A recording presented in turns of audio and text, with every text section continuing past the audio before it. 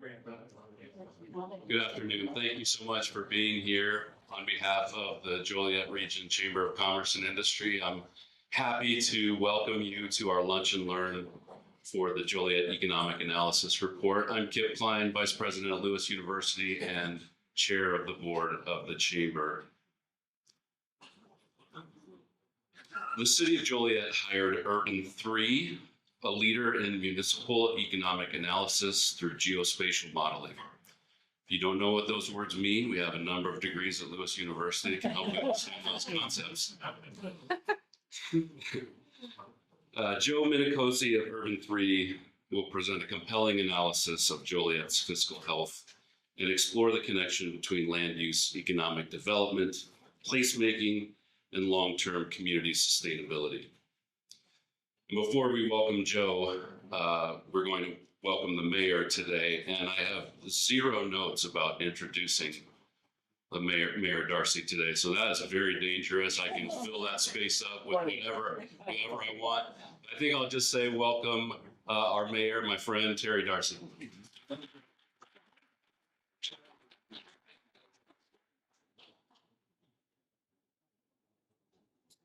Good afternoon, everyone. I must say, this is an exciting time for all of us. When I was campaigning, one of the things that I noticed was that the city had been many years without a long-term comprehensive plan. And someone sent me a YouTube on a company called Urban 3. And we're really excited to have them here today with us. And I gotta tell you, I'm just getting used to the speed of government because that was 3 years ago. So in my world, we move a little bit faster, but that's the speed of government. I'll just leave it at that. Sorry. But as Joliet continues to grow, we're taking an important look at how we plan for the future. Through our comprehensive plan process, we're evaluating everything from housing and transportation to economic development, infrastructure, and quality of life. A key part of this conversation is understanding the long-term financial impact of decisions we make today and also decisions that were made in the past. That's why the city partnered with Urban 3, a nationally recognized consulting firm that helps communities better understand the relationship between land use, development patterns, and municipal finances. Beth and I like to refer to Urban 3 as our now, so that as we do our comprehensive plan, that will be our next.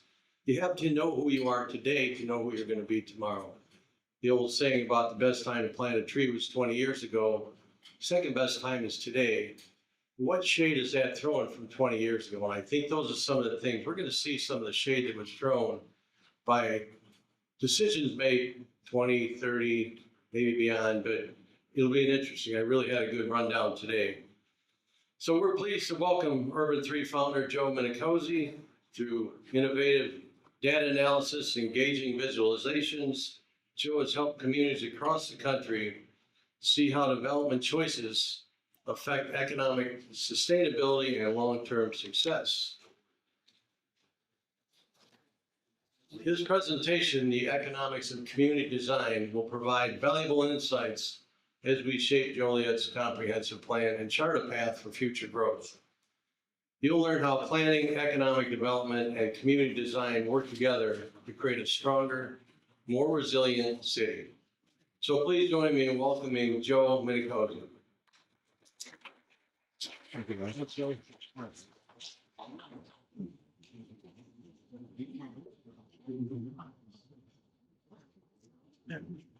Okay, good afternoon, everybody. So my name's Joe Minicpzzi. I'm from Asheville, North Carolina. Although I grew up in upstate New York, I will throw the word y'all out there every once in a while because it's a very efficient word. I've lived in the South longer than the North. But I grew up in the Rust Belt, a little town called Rome, New York. I don't know if anybody knows Rome, New York. Rome is sort of a dump. We tore out our downtown when I was a kid and built a Revolutionary War fort in the middle of what was our downtown. I never realized how much that affected me until I started leaving the city and seeing other places. And I'm gonna throw a lot of information at you at lunch. Don't bother keeping up. There's a show tonight that you can go back through it. And also you'll get a PDF copy of this whole thing and you could sit and look at it. The city hired us to do a tremendous amount of work and just see these all as CAT scans of your body. The other thing is learn lessons from other places and see yourself as a form of a DNA. So I have a DNA. When I go to cities, I'm like, well, what's Joliet want to be when it grows up? Like, what's your mental model of the next city up? What do you want to be?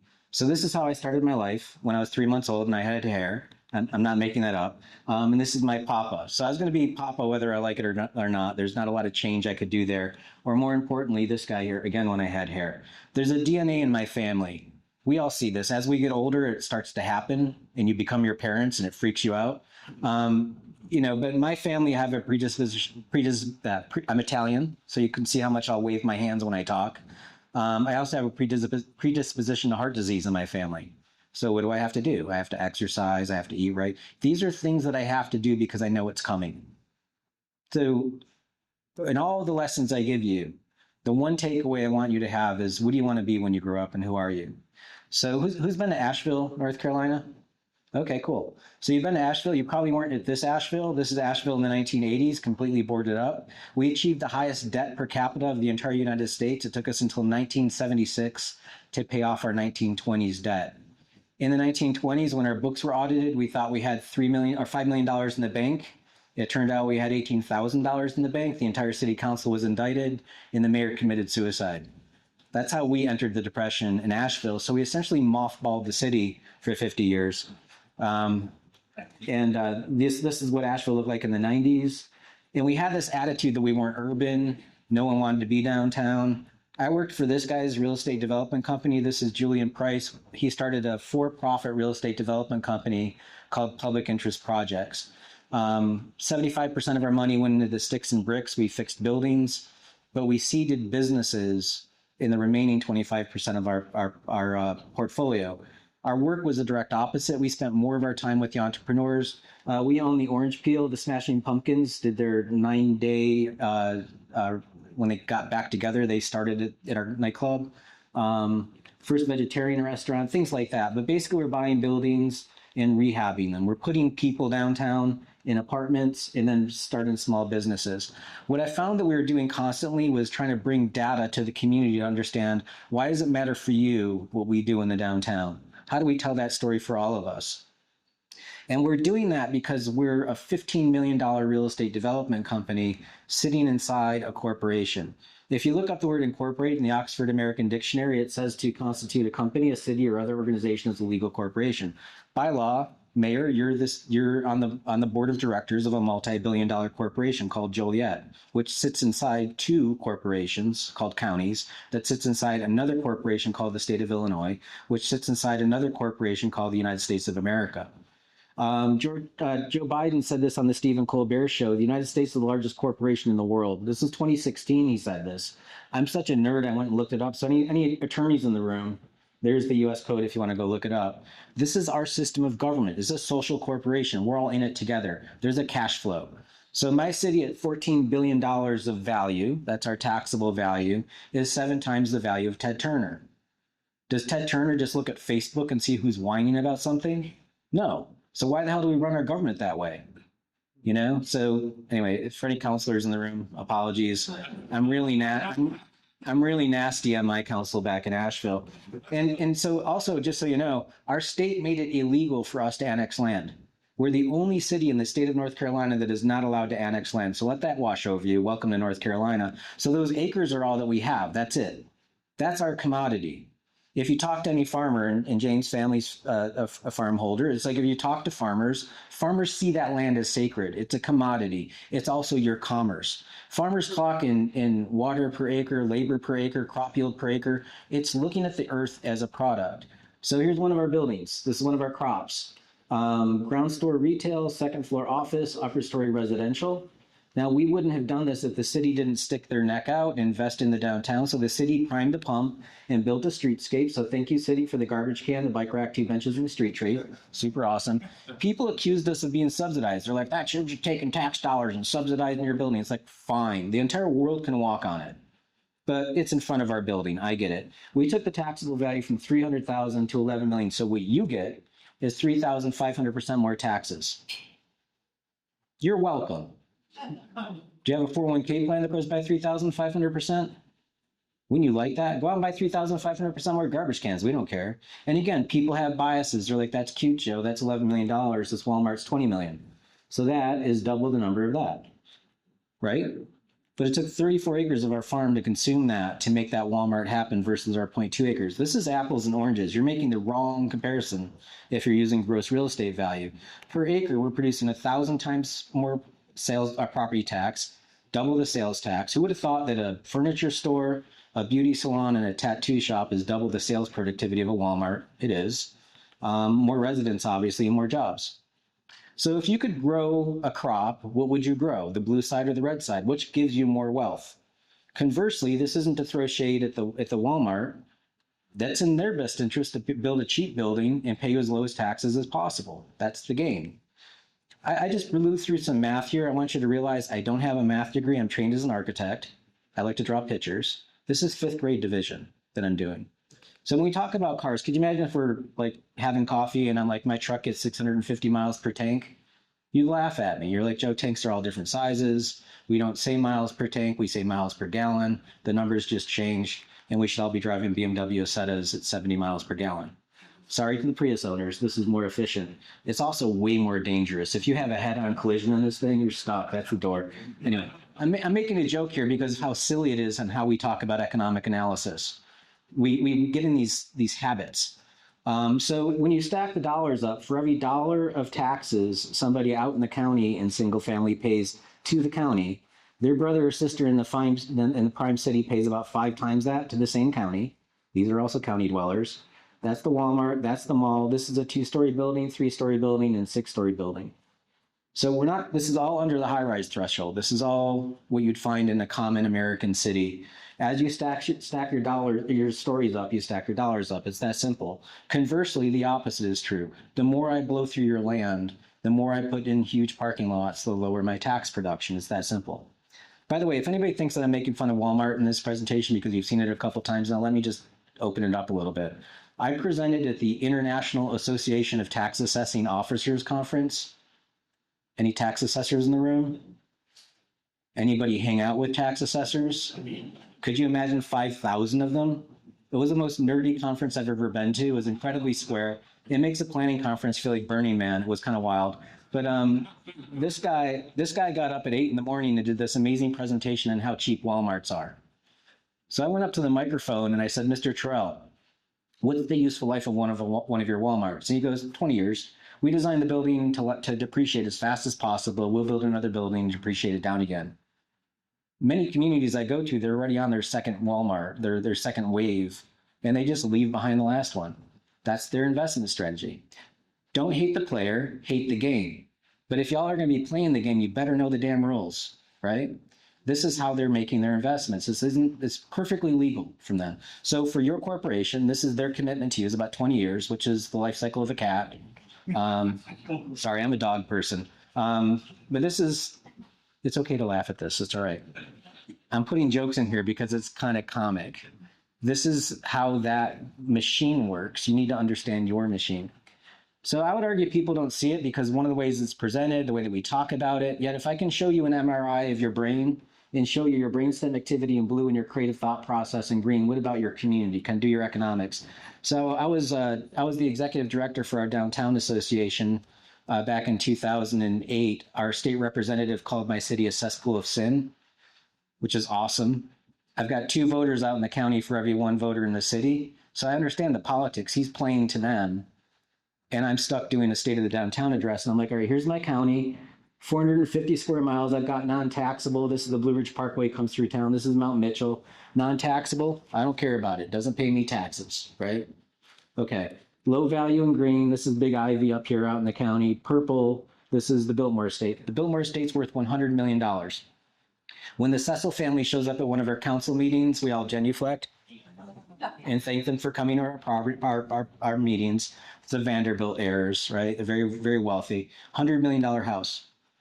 I know you don't have a $100 million house in either of your counties, but you also don't have a house that's 180,000 square feet sitting on 8,000 acres of land. It's the biggest gas tank, right? 180,000 square feet. By the way, there's a bowling alley in the basement, also a pool. So that's total value or miles per tank. Here's value per acre. And why stop here? Here it is in 3D. So if we're all paying 6 mils in county taxes, think of a 6 mil thick blanket thrown on top of this model. Where's my county getting all of its money? That big purple mountain right there. This is our downtown. We're 100,000 people, about 98,000 people. So we're smaller than you, and my downtown is worth $1.2 billion. This is Black Mountain over here. This is our little cousin of Black Mountain, a little village of 13,000 people. This is this little downtown popping up. And those are the tallest building in downtown Black Mountain, 3 stories. You don't have to have tall buildings to have potency.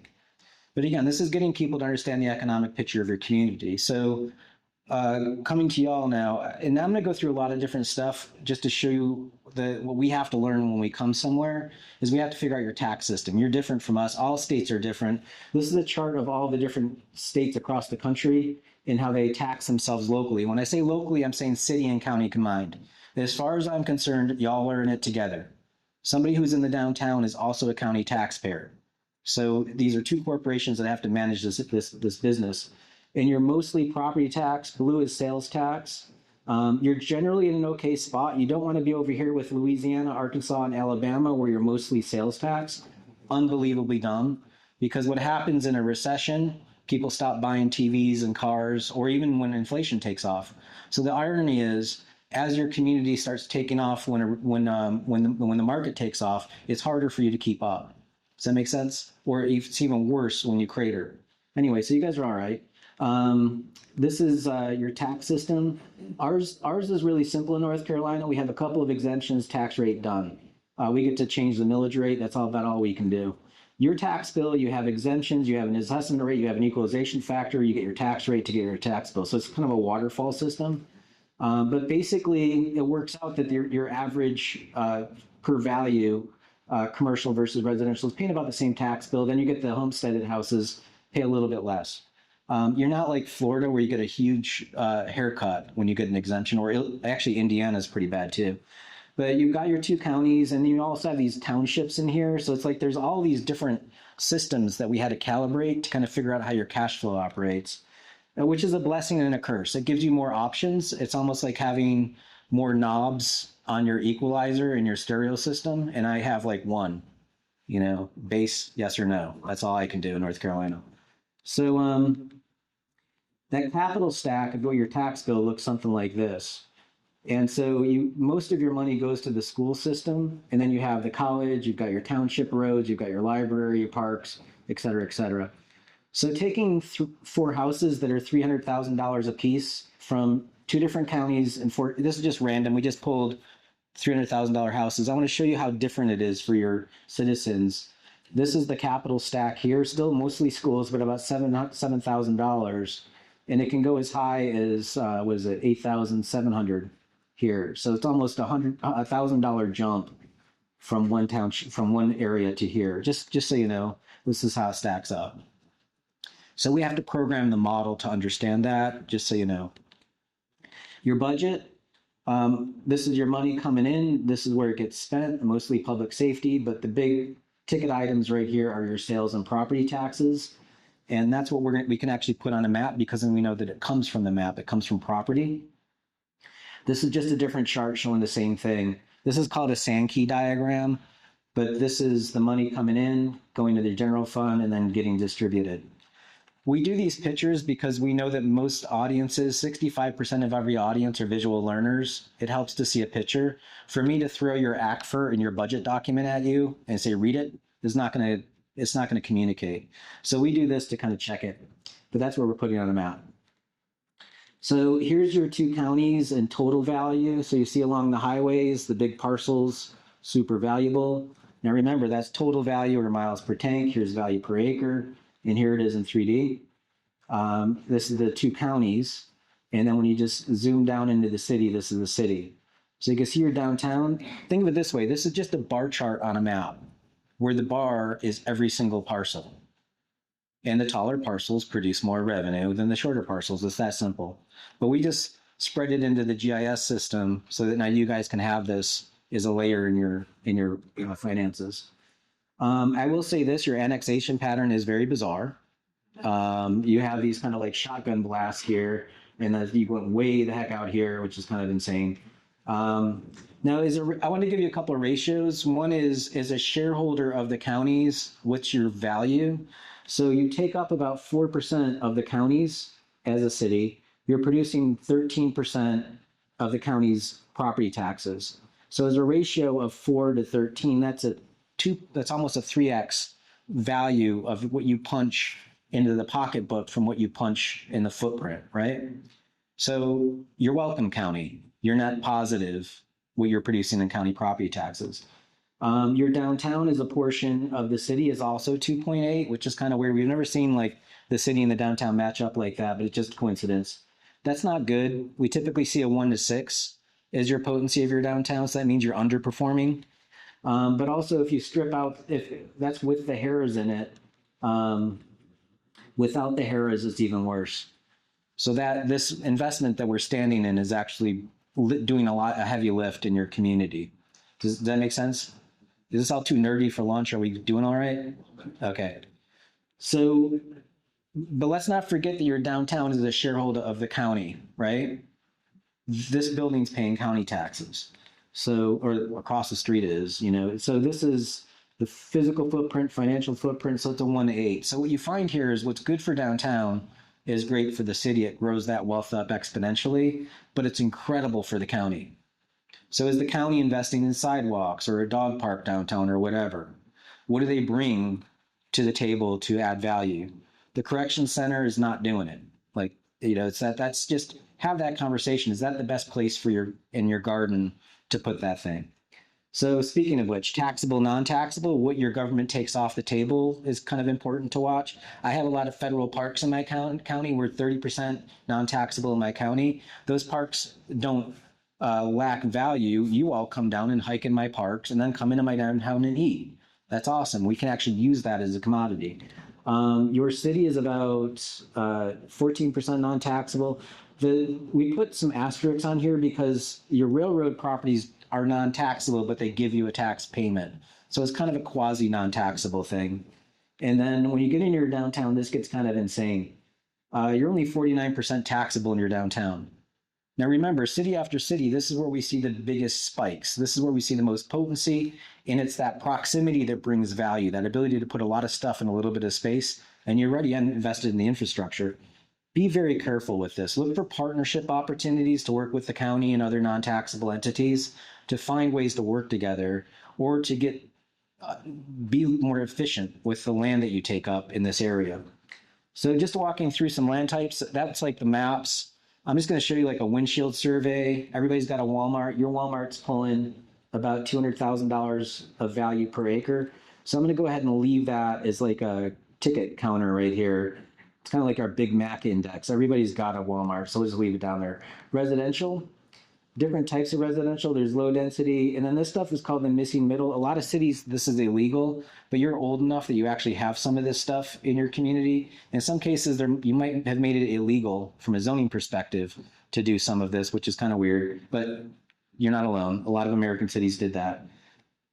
This is your single family detached, about the same price as a Walmart.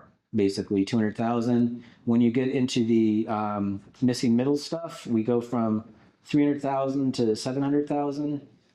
This is missing middle here. This is 1.1 million right there. The average single family is 200,000. If you drove by that building, would you think was that almost 6 times the potency of a single family house? Don't let your biases get in the way. Don't let these habits of what we think cities are cloud your judgment. Look at the numbers and understand them. These are multifamily. We go from 300,000 to 1.9 million for that. And it's really kind of simple. The more stuff you put on a piece of property, the more potent it is. Conversely, we have a bias toward low density, and we want to believe that it actually works out, but it doesn't. We're picking up more infrastructure when we do that. So to stack it up, single family, missing middle, multifamily, these are your numbers. This is the average value and potency of each of them. Commercial, now we're back down to 100,000, 100,000. Sam's Club's 200,000. Menards is about 100,000 an acre. Your mall is $200,000 an acre. This is about the same value as a single family house in production. Northwood Plaza is about 200,000. Jefferson Center is 300,000. And it's real simple. It's just a cheap building with a big, huge parking field. It's not going to be worth much. Now, when you get into these buildings, now we're at 500,000 an acre for this. So would you have thought that this building, the Novelli's Memorials, was that more than twice, 2.5 times the potency of the mall? Go out there and give them a hug. They're paying their taxes. That's pretty good. City Tavern at 800,000. And then you get into the downtown. Now we're at 2 million, 1.8 million, 2.5 million, 2.9 million. And then this is the big winner. This is the tallest spike in your model, and that's going to about 6.2 million an acre for that building. Does that all make sense? This is just seeing the information a little differently. We're just going through like a windshield survey. So when you look at your commercial auto-oriented is about 200,000, and your downtown stuff is 5 million. Now think of it this way. Our tax system was set up to give us an incentive to waste that real estate for cars. And this is kind of, we've changed the city through our tax system, and it's changed physically the form of the city. Does that all make sense? Your industrial, these aren't all that productive, but this is where your jobs are. So they're big, cheap buildings. They've got a lot of mechanical equipment in them that are expensive, but they're really not that productive. These are all 200,000 here. The Home Depot distribution is 200,000. The Eagle Food at Saddle Creek is 200,000. And again, they're just big boxes. There's not a whole lot to them. 200,000, 200,000, 200,000. But again, that trade-off, you're getting a lot more jobs there than you would at Walmart. A Walmart's going to have 200 jobs in it. These have a lot more. So, but when you mix the uses, you see the potency. $1 million for this one at Banana Joe's Barbershop. Thank you, Joe. $1 million for the barber building, and Maria's Salon's 1.6 million for that thing. And you could tell there used to be other buildings here, but that are now gone because we've torn them down. You've stretched out. There is no need to come into the downtown anymore. $2 million. Some of these buildings aren't physically mixed use, but they're designed that way. So even though they're single use right now, they're designed to have a separate use upstairs. These buildings were built back in the day when people lived above the store. And so that can come back. So here's how that stuff stacks up. From your auto-oriented commercial to small-scale commercial, mixed use, and then your downtown commercial. So when I said your downtown is your fertile soil, this is what I'm talking about. So think about what your great-grandparents did. They weren't operating on a 20-year window. Oftentimes this stuff was locally financed. So they felt guilt if they just underinvested in the community because the banker was showing up at the Chamber of Commerce meeting going, why are you building junk in my downtown? Everybody knew each other back then. Now we're using capital structures that come from New York or Chicago or wherever, and it's an outside developer that's using that money to build in your corporation. And we're actually selling the farm, so to speak, and giving this stuff away. You know, we're just not realizing we're playing it. But this building that was built in 1924, it's still here, and it's producing $2 million an acre of value. It didn't crater. I mean, it went down, but it's got the ability to come back. It's still an asset. The Walmart, once it goes through its useful life, it has to get scraped down or becomes a church or something. It loses its value. And again, you have this legacy. This is hard to do. When I do these shows in like Arizona or Florida, they just don't have this history. They don't know this stuff. So you all have it, and you can be proud of it. 1.8 million for that one.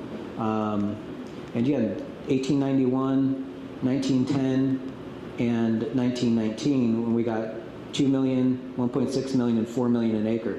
Now again, remember I said you don't have to have a tall building to have potency. This is 1, 2, 3, 4, 5 stories at 4 million an acre. So just to compare that building against the Walmart, this versus that, this is its footprint, this is the value, 900,000, this is the Walmart's 4 million.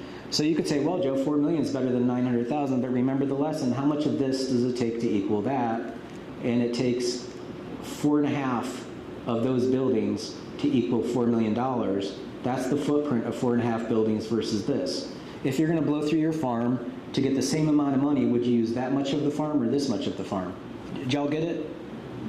So understand these uses. So taking all of this, I call this the Brady Bunch slide, but it's just basically low density residential, commercial, mixed use, medium density high density. And this is kind of like looking at all the pictures you just saw and just kind of making a bar chart out of it. This is kind of how it stacks up, and this is how it stacks up as a bar chart.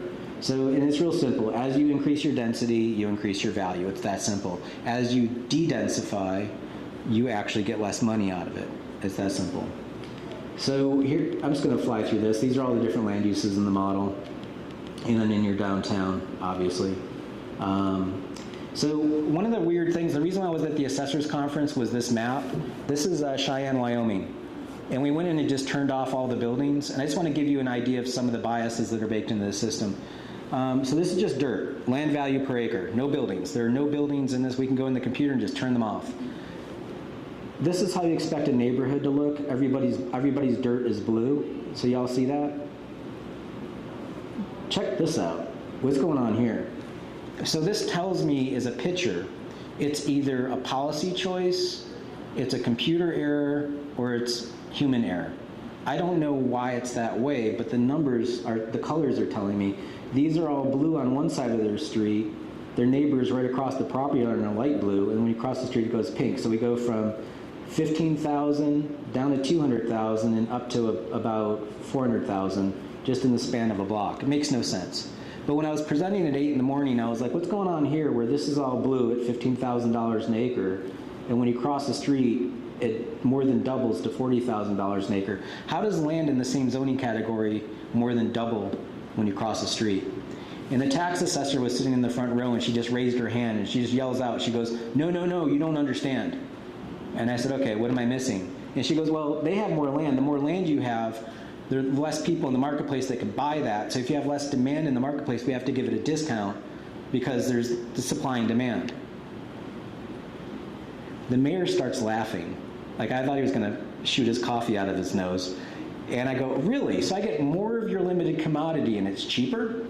And she goes, yeah, that's our standard. And I go, okay, so I've got 3 miles of streets around this property. This fellow's only got 200 feet. She goes, we don't count the infrastructure as part of the valuation.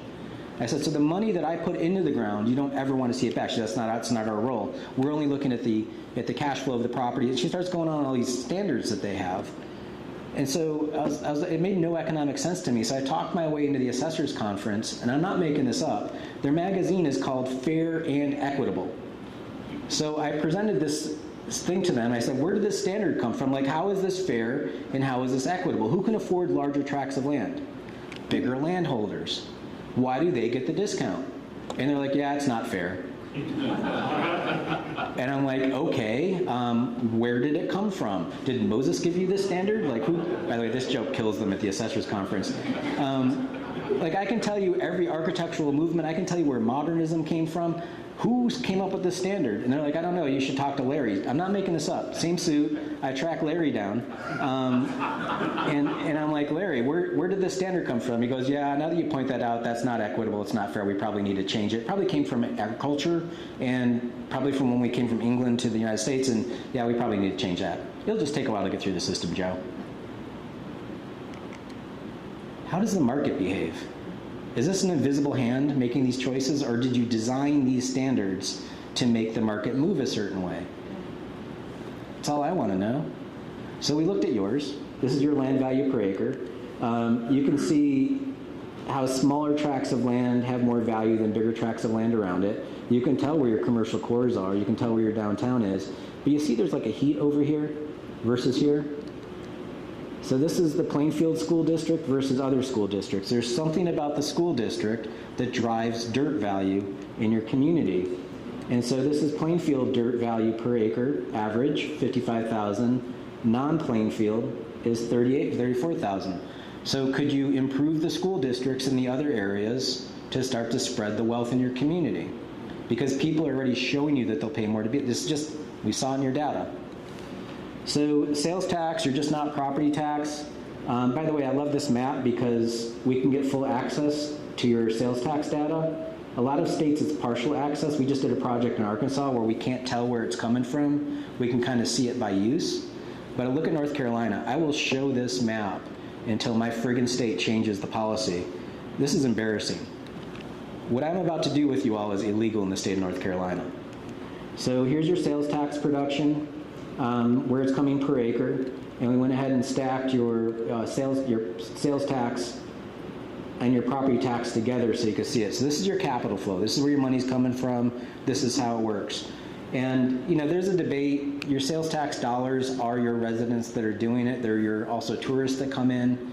But they, the thing that we're doing here is your houses don't produce a lot of sales tax. There's like internet sales, and we spread that into the model. But most of it's point location on the map. And this is a zoom in of the area and just some properties. So comparing Walmart to back to the old Bay building, because I showed you the property tax, land consumed, sales tax. So you're getting a lot more sales tax, 30 million versus 1.4. But remember, smaller area, bigger area. So this is how it's working out per acre. So who would have thought that building, what is that, like 5 times the sales tax production versus a Walmart? And that's not the highest and best production. You're at that first wave of trying to fix your downtown. You're not kicking on all cylinders the way that Asheville is. We get about 3 million tourists a year in my town. So thank you guys for coming down and drinking our beer and eating in our restaurants. It's highly productive. But that's the opportunity that building presents, and it's already doing well for you. Just put some emphasis behind it. This is the property taxes per acre difference here and here. So this is all spatial analysis. I know this joke only works for above a certain age, but I'm going to keep on using it. And speaking of spatial, let's dig in a little bit about the past. Y'all know redlining? So in 1934, the federal government issued an edict to every city 50,000 in population and more that we're going to change mortgages from 7 years to 30 years. I mean, think about how wild that is. That's a huge change. They wanted to get people in housing, but they didn't know at a local level how could Joliet help us. And they basically said, could you make a map in your community with 4 colors? Green is really good, blue is better, or is desirable, but not as good. Yellow is declining, red is hazardous. And you can actually go online and look at these documents, but basically here's your map. This is a green line neighborhood, and this one's got business professionals in it. Its favorable influence is the school. Detrimental influence, none. The detrimental influences were your proximity to a mill, but it was also your people. So they made communities measure 2 people. One was foreign-born population, so they found 2 families in there. So 2 families weren't enough to tip it. But your Negro population. So you can just go through these maps and see this. This is a green line neighborhood, and again, 0 Negro population, a few foreign-born, but its proximity to the canal might be bad. And then you start to get it, as we're going down the ladder, we get into the yellow neighborhood. Now here we go. Watch out. The Italians show up. I'm going to wreck your value. Take it down. Italians were the highest immigrant class in the 1930s, so you find city after city, the Italians get whacked. There's no sewerage in the neighborhood, but check this out. So this one has no Negro population, but the Italians are bringing it down. Here we go into the red line neighborhood. In the red line neighborhood, we find, yet again, more Italians, 60% Italians. Now, the Italians that are in this neighborhood had apparently been there long enough that they start building brick houses, which is good. That's usually a sign of wealth, that you can actually go from wood to brick. But check this out. Negro population, 20%. Colored people are scattered throughout the entire neighborhood. Detrimental influence, colored folks. Now, as an Italian, I could move to a neighborhood that's yellow lined. I can change my name to Smith. I could move through the system. If you're black, you can't. You can't change your skin. So you find in city after city, this stayed in place from 1934 to 1968. As you look backward, you can see some of these patterns still persisting today. So when you look at the map, note how on the west of the river, everything's sunny in Philadelphia over here. Everything's nice, and everything's bad on this side of the river. Does that pattern still persist today? Yes. You also see how you annexed. Where was your annexation bias? It went westward. So this is where you push the snowball downhill, and it just kept going for another 80 years. So when you look at the economic effect of this, again, this was only towards single-family housing that this was applied. You still see the average value per acre today, red line neighborhoods versus green line neighborhoods. So you still have that effect in your community. I'm just going to skip over these. You can look at these charts later to see the effect. We just went ahead and run those because this adds up to what you did following that. So we have Ed Mesra here, or John Mesra, sorry. This is an article from 1989. And he's basically got this bias to just annex to heaven over here. I think somebody told me that there was a quote in the paper where he said, if I could annex to Iowa, I would do it. He's not an evil man. He did this because this was commonplace in America in this window of time where you annexed in hope of getting new value. And you can even see here, $4 million of one-time investment to extend waters and sewers, and when we'd get all of this taxes every year thereafter. This isn't a one-time deal. You buy that infrastructure, you have to fix it forever, right? So his math is a little screwy because he's blind to the future. So when you look at your population chart, you're sitting out here at 150,000 people. You can see this huge growth that happened right here. So it first started with redlining, and this is where you get white flight. People start moving further out, and you start your first annexation period then. And then, Mesra kind of doubles down on it and takes you off the charts. Yes, he did add more population to your community, but at what cost?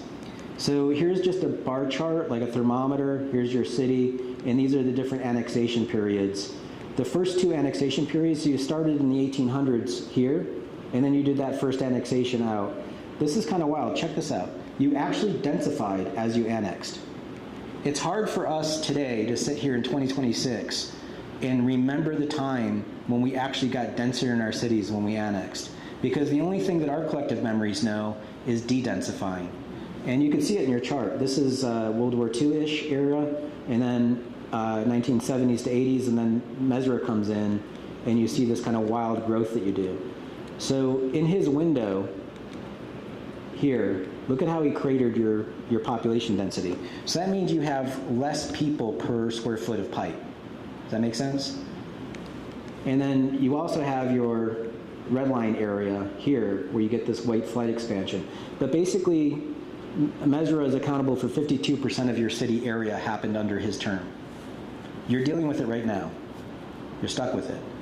Now, I guess you could de-annex, I don't know, but there's you need to have a conversation about this. Who knows, maybe they want it, who knows? Have the conversation. But this is your pre-1970s and this is your post-1970s. When I look back at your city, if I were to look at my family and see that every Minicpzzi male has had a heart attack when they turn 55, that's my metric, right? It's weird saying that when I'm 56, but hopefully I'll be all right. But this is what happened to you. That's that tipping point. So here's the average value of the pre-1970 city per acre and what it produces in the post-1970 city. You can get away with that until you have to start fixing stuff. Once you have to start fixing stuff, this doesn't pay its cost of repair. So just a real simple capture, 1970 to today, this is your population growth. Here's who you had, here's what you grew into. This is your pipe, force main pipe, this is your expensive pipes. You went up 2.4 times, and your lift stations went up 3 times. So per person, you added more infrastructure per person. Your grandparents could afford so much more of your city because they had less carrying costs. Does that make sense? I'm not here to say that your predecessors are evil, that it's all Mesra's fault. This isn't what this is about. I'm just counting your balls and strikes. You're going to have some errors. Just learn from them. So that's your revenue side. Looking at your cost side, I'm just going to fly through this. One of the errors that we find with cities, when we first started doing this stuff, business owners, you'll appreciate this. Your roads and pipes are listed as assets in your budget document for your community. When I sit with finance officers, I'm like, look, I've got a computer, I've got a delivery van, I've got an office. Those are assets. I can sell you the van, the building, and the computer. Can Joliet pick up their roads and sell them to Naperville? No, that's a liability. Your pipes, your water system. So why isn't it in your books as a liability? What the municipal finance system is essentially cash accounting, and what we do is we turn it into accrual accounting. That's all we're doing here, because there are things that you have to pay for. So we're going to look at how much you have, how long it'll last. A concrete pipe is different from a plastic pipe, and then what's the total window of maintenance for it. So here's when you built all of your roads. In 1920s, those are the roads that you built. These come back for the first wave of rebuild. So a road has a life cycle to it, then you have to rebuild it again. And when y'all were hit with that tax bill of fixing all those roads, look what you did. You let out more roads. So now this stuff comes for its first rebuild and brings along with it the second wave of that stuff, and you're sitting right there. You're paying for 2 life cycles. You added a couple more roads right here. You can see that right there in the 2020s. And then it's going to get bigger and bigger over time. So this is what a road looks like. You have little cost. You can barely see them on the chart here. That's your just preventative maintenance stuff. That's really simple stuff. And this is per lane mile of road, the cost of them. Then in 15 years, you have a bigger rehab, and then you have a bigger rehab in 30 years, and then a little rehab, and then you have your reconstruction. This is the life of the road. This is what we call life cycle. We're taking all of these costs and kind of spreading them back so that you can know your annualized bucket of what you should be having in your finances to carry the stuff that you've got. So this is what it looks like if you zoom in. It's about $188,000 per lane mile of needed spending. You might not be spending that rehab cost now, but you're gonna spend it. If you think about going for bond, is this all depressing? You guys are getting quiet. Like this. Imagine this: like you pay off your house mortgage, and then all of a sudden you have to go get a new mortgage to stay in your house. Why would you go out and bond to do this stuff? You're basically buying money. There's a cost to buying that money to pay for something you own. And it's just, we've just gotten that trap because we have a bias of how this works. Roads last forever. Again, this is a joke that only works for some people. So this is, you're stuck with it. You're not only stuck with your roads, you're stuck with your water pipes, your sewer pipes, your stormwater pipes. So you have 85 square mile city. This is your infrastructure. It goes from your sewer pipe. You basically can build a sewer pipe from Joliet to Buckland, Missouri. Your stormwater will get you to Cameron, Missouri. Your roads will get you to El Dorado, Kansas, and your water goes all the way to Wichita. So basically every 50 years, you're building a new road to El Dorado. If you look at your meeting minutes, your council never decided this. No one ever really aggregated this.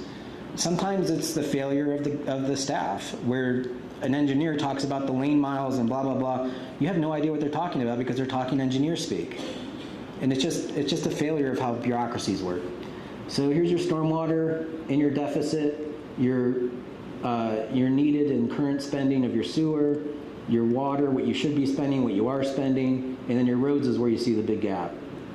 And it's kind of common. We usually have enterprise accounts for the water and sewer. No one puts an enterprise account for roads, but it's a piece of infrastructure. We've accepted it in part of the system. So this is your deficits of each of these and stacking it all up, your deficit. So when I'm looking at your money, we're putting your deficit in there too. So here's your money coming out of the ground. This is the sunk costs of all of your stuff. So we're going to push that into the ground. Here's your money coming out of it. So this is the side view of your city if we floated it in the lake, like a boat. There's the sunk cost of infrastructure. Here's the money coming out of the ground. Here's what it costs for that neighborhood to be here. Here's the net position. And here it is in 3D. So use this as a model going forward to grow. How do you do more of it? How do you thicken up some of this stuff in here? How do you get this to grow? And what can you do out here to kind of balance it out? You're going to have to go through these experiments. This is the bottom side if you're like a worm looking up at the bottom of the model. I mean, we're nerds. We like to do this stuff. So there's where you are. 9% of your city is floating in the 91% of everybody else. For the citizen that lives out here, they have no idea. They think I pay a tax bill, so doesn't that cover everything? They don't know that we're shorting the system. You know? Do you have a question? I do. Yeah. I want your opinion on this. We have a problem here in Joliet where far west side with all the antsing in, it's Plainfield address. When people live in Plainfield address do not know they live in Joliet, but they are part of Joliet. Yeah. This is something that I believe the post office did. So I would like your opinion on how do we bring that back in, because people don't come downtown to Joliet. Oh, we don't live down there. We don't even live in Joliet. We live in Plainfield. And it's a problem for us. I see it as a problem for us because we live in Joliet and we want everything to be nice. But then as we move further west, it's a Plainfield address and people's, I don't live in Joliet, I live in Plainfield. Cut them off. So, I mean, You know, it's like, it's fine, you're on your own. We're going to go ahead and just take a saw and just cut right here. It's a perception out there. It It's us a bit. But it's perception because they don't know. Have they ever seen this? No. Yeah, there you go. Share this with them and say, hey, let's talk about how much you're doing for Joliet. Or if you're really good, like this happened in Memphis. Memphis, you guys are nothing compared to Memphis's annexation. And we sat down with the mayor, and the mayor's like, well, all these people over here hate us anyway. And I'm like, let them go. De-annex. Let them take care of themselves. He's like, I could do that? I'm like, yeah, there's nothing to stop you. You know, that's an option. You know, but you start with the conversation, and I'll be honest with you. I talked with the mayor about this. We don't learn civics anymore. You know, when you see this at the federal level, and it's kind of boiled its way down to the local level, where we've empowered people to talk absolute bat crazy without any data. And it's just like, well, here you go. Now you've got the data. Let's start the conversation now. Let's all get on the same page. And since you know Plainfield so well, explain it to me. Show me how much you're putting in versus the police services that go out. Let's just talk about it. I mean, we've got all the cost of the roads right here. So let's just start that conversation. Again, and the citizens don't know until they're given information that they can understand. Don't just go throw the city's municipal ACFR at them and say, figure it out. Like, they're not going to. They don't have time. The most important picture in this entire show is that picture of my mom. I didn't mention it. My mom has a high school education. She's not an idiot, but she just never had access to information. And my life is just talking to my mom and trying to get her to understand cities. So I started using pictures, and she gets it now. So this is like, you have to find a way to reach people where they're at. And again, my mom's not ignorant. She's never had access to the education that I've got, and it's my fault for not communicating in a way that she can understand. So for those of you in this room, if you know better, you've got to find a way to reach people at a communication level. So this is just I can't tell you how many slides we're in at this point. A lot of charts for you to help you with this. So going back to the Brady Bunch slide, when all these people that are in residential are all subsidized, if I'm paying you $10,000 a house on average to live in that house, is it a free market if I'm paying you $10,000 a year? No. Well, what if we get rid of that subsidy? They're going to kick and scream. Many of you in this room are on that subsidy. I'm not saying get rid of it. I'm just saying you need to grow more of this stuff up in like these lower 5 quadrants to give you the health to carry the rest of it. You can continue to subsidize stuff, but you just have to balance your books a little bit. So this is kind of the reality of where you're at. You have a rich history of people I had to drop this joke in. I'm sorry, Parks and Rec, he's your guy, he's from here. But I love this quote, there's only one bad word, taxes. I mean, this is how people, it's a comedy making fun of us and how we behave. For the folks that work in government, you hear this there's some nefarious plot that Jane's over here like killing the city in her planning department. It's like, no. So just to close, this city as a corporation is worth $4.8 billion. So yeah, Mayor, let's just all go ahead and close the doors. Let's liquefy the city and sell it and go. You can almost buy the Bears. Actually, Bears are bad. We can't talk about the Bears anymore. So we'll be a little bit nicer. You can go buy the White Sox. Actually, you can buy 2.5 White Sox if you wanted to. It's a joke. This is another corporation, right? The owner of the White Sox knows this guy's towel bill. I can tell you that the cups in our nightclub cost 5 cents a pop. How do I know that? Because we have to buy them. We have to see what the costs are. Did you know what the cost of a mile of road is? No. So start using that language and talk about it, because the citizen just thinks that it's just manna from heaven that falls down here in your community. So know your costs and consequences. Start here or here. Also, I thought, since we're in Chicago, the orphanage, they didn't pay their taxes. Y'all remember that? And so, Joliet, Jake's like, how can we help? And Elliot's like, but Jake, she didn't pay her taxes. It's just, people are tax illiterate about stuff.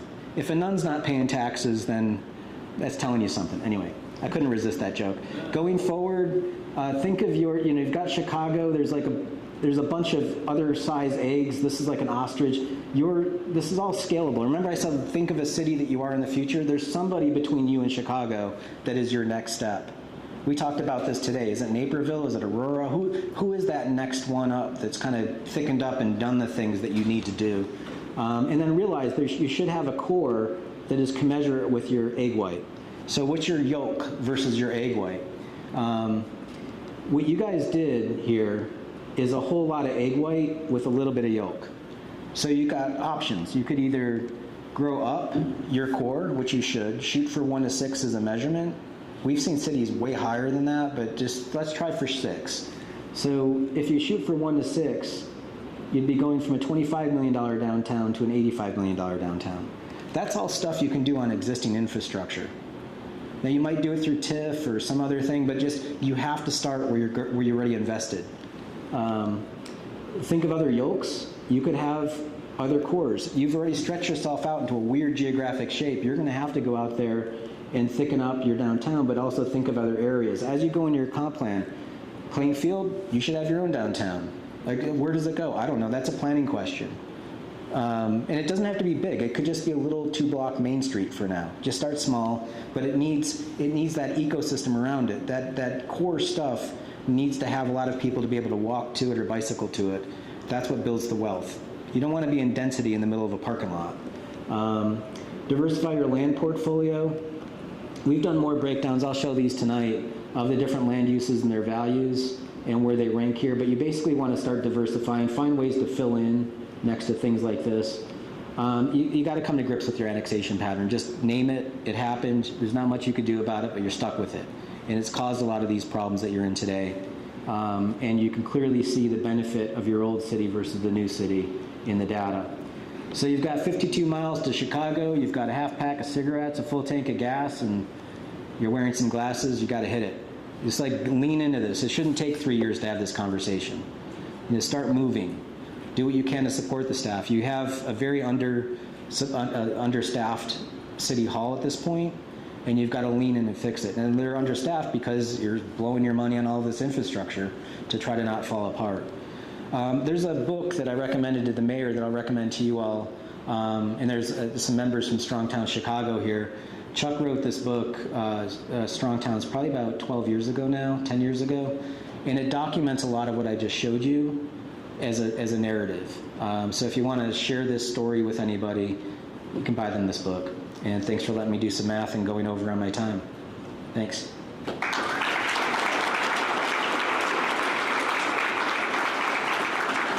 By the way, it's a blast to do this in a casino. You want to take questions or? Yeah. Well, take questions. How much time do we have for? We're in overtime. Can we take a question? A question? Yeah, if anybody has to leave, feel free, and I'm here. Yeah. Any questions? Was this too nerdy? I'm going to be going again tonight, so you can come back. For some of us in neighboring towns who hasn't necessarily done, like, have some of the math, but not all of the math, what's the best way to tell the story? There's no one way. It depends on the community, and really what I've done here is a long narrative arc. It's very much like on brand with Appalachian storytelling. I gave you a 3-act play. I started with Asheville because you can't just let me roll in here and be the expert on Joliet. But what I was doing is I was talking to you about math and economics in an Asheville context, and a lot of it's a familiar story. This problem that we're in is an American problem. Every city that I've been to has been in this problem. I will say in Rust Belt towns, it's harder because we've suffered and we've exodused our people out. It's hard for Joliet to compete with Gilbert, Arizona, where it's in the growth takeoff. Gilbert, Arizona, by the way, is called the town of Gilbert, and their population is 273,000 people. When you call yourself a town, how mature are you in wrestling with problems? It's like being a 9-year-old. They have no clue how bad they are, and they haven't had to pay for anything yet because this is just the last 30 years that they've exploded. At least with the Rust Belt town, you all have a memory. You have investments. You have a community that understands that a Main Street isn't scary. And so actually being in a bad position is better for you because you can cut to the chase. The person who's going to show up and talk about Plainville or Plainfield or whatever, yeah. Come on, let's talk about it. You show me your data now. You know, it's like you can now raise the bar on the civics conversation. This isn't about how you feel or how you're ranting on Nextdoor or Facebook. We're going to talk about this. Here's the data. We're going to treat you like a human and an adult. This is the way the books look, and this is what we have to pay for. A lot of people don't know what the cost of a pipe is or a road. So starting those conversations in small bits. How many roads do you have? And then you just start there. For the engineers in the room, talk normal. You know, a mile is a mile is a mile. Don't like, center line lane miles. It's like, who cares? Just tell me, how long is that road? And then we just go in and put it on a map so you can see it. You know, just realize that the audience is coming from a point of learning, and be patient with them. That's the best I can do. Find a peer. Strong Towns, I know that you're a member, has got this thing called the Financial Decoder. So we've actually pushed yours into their system, and you can go around and grab other cities, so you'll have that now. And the folks up in Chicago are like major leagues in what your chapter is doing with your analysis. It's kind of wild. You guys are a bunch of nerds up there, but yeah, you can learn from them. Sir? I know we're out of time, but can you summarize quickly? Data center, net pro, or net con? I don't have your data. It wasn't part of the, you know, it's like I would look at the data. What's it going to consume? What are the jobs? You know, you want to basically go at the same level. You know, there's a lot of, until I see the data, I'm not going to comment on it. You don't have one at home? No, our land's too expensive in Asheville, and it's too bumpy. So they're happening in North Carolina, but nowhere near us, because we've sort of turned the corner on the value of land. Now we've got the opposite problem, where it's way too expensive to live in my community. That's a whole other long story. I've got 5,000 Airbnbs in my town. You know what that does to our housing prices? And I've got staff that can't afford to live in my community. Like that's a whole different. There will always be problems. Sorry. It's the same thing about being human. You've got problems when you're 20. They're not the same kind of problems when you're 50.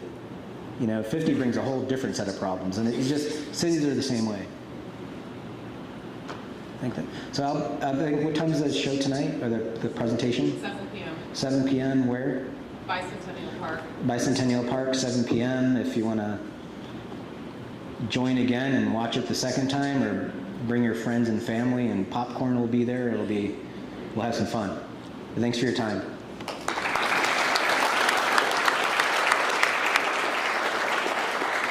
Thanks so much, Joe. Really, really enlightening presentation.